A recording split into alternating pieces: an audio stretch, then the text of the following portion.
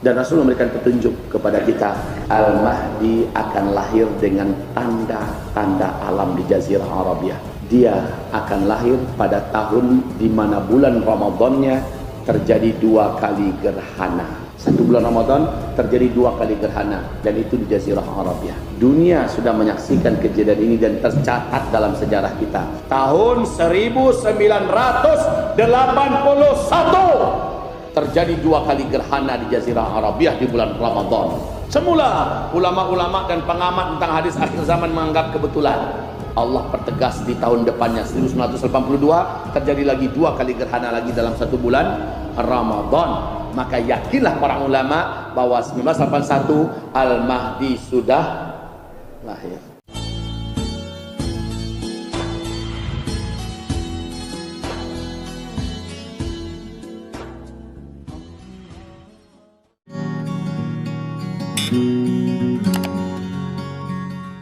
Sekarang kita bicara tentang Imam Al-Mahdi.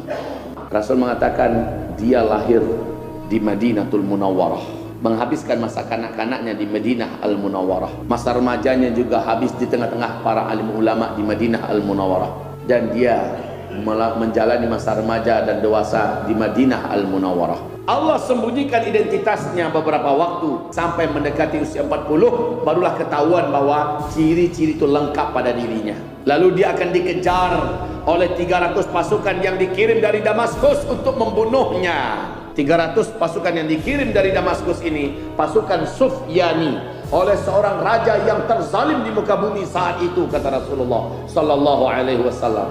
Dia pun lari menuju Mekah, didampingi oleh orang-orang setia bersamanya. Seketika dia masuk ke Mekah, pasukan yang mengejarnya dari Damaskus yang ingin membunuhnya mengobrak-abrik Madinah sambil mencari di mana sosok yang wajahnya, fotonya sudah ditempel di mana-mana untuk dibunuh. Penduduk Madinah banyak juga yang dibantai oleh 300 orang pasukan darat ini karena tidak mau menunjukkan kemana perginya laki-laki yang mereka cari. Tapi karena dasarnya siksaan, akhirnya ada yang berbicara dan dikejarlah Al-Mahdi ini menuju ke Mekah oleh 300 pasukan ini. Sesampainya mereka di kota Al-Baida, kata Rasulullah, 300 pasukan ini digempakan oleh Allah kota Al-Baida dan terbelah kota Al-Baida. Kemudian kota itu, gedung-gedungnya, rumah-rumahnya, toko-tokonya, masjid musalla dan penduduknya serta 300 orang yang mengejar ini, 299 tenggelam masuk ke dalam bumi. Cuma 1 orang yang selamat, dan 1 orang inilah memberitakan kami tenggelam di Al-Baida. Penduduk Mekah sampai ke telinga mereka berita bahwa Al-Baida sudah tenggelam.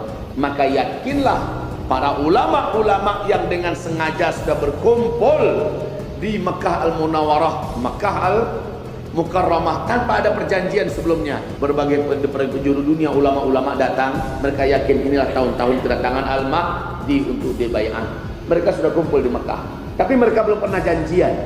Ketika mereka dengar Al-Baida sudah tenggelam, yakinlah mereka sosok tersebut pasti sudah sampai di kota Mekah. Mereka pun menyebar, sebagian besarnya mengawasi orang-orang yang beribadah di Masjidil Haram, menyebar di dalam kota Mekah mencari mana dia sosok orang yang ciri-cirinya mirip. Tapi ketika diawasi, ketahuanlah orang tersebut ternyata sedang tawaf. Sang calon Al-Mahdi ini sedang tawaf. Karena kan adab masuk Mekah pertama harus tawaf dulu. Dia sedang tawaf. Dia coba sembunyikan wajahnya. Dia tahu, dia sadar bahwa dialah yang dimaksud oleh Rasulullah. Dia juga ahli ilmu, soleh, taat, tapi memang tidak punya ambisi dan semangat sedikit pun untuk menjadi Imam Al-Mahdi. Beda dengan orang-orang yang ngaku-ngaku, akulah Al-Mahdi, ayo berbaiat padaku, akulah Al-Mahdi, ayo berbaiat kepadaku. Beda, Al-Mahdi yang sebenarnya malah tidak menginginkan itu sama sekali.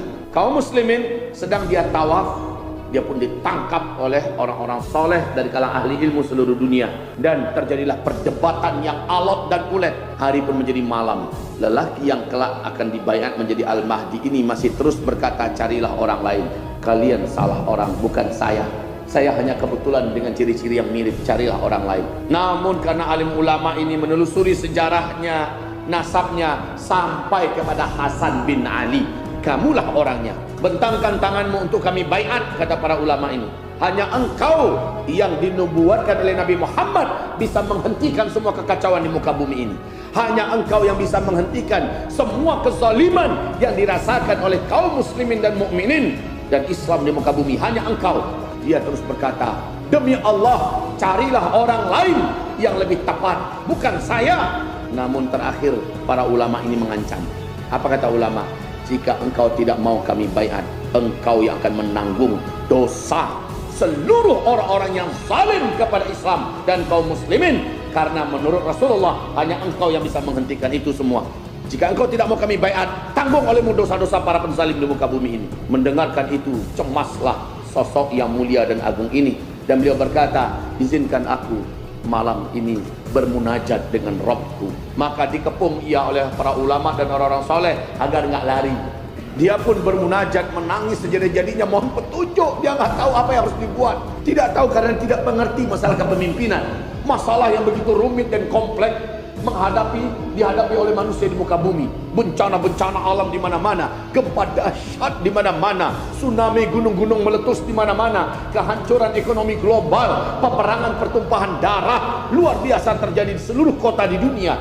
Bagaimana cara mengatasinya? Maka dalam satu malam itu kata Rasulullah, fa aslahahullahu fi lailatin, Allah pun memperbaiki hatinya, memperbaiki jiwanya, mengupgrade kemampuannya dalam satu malam itu.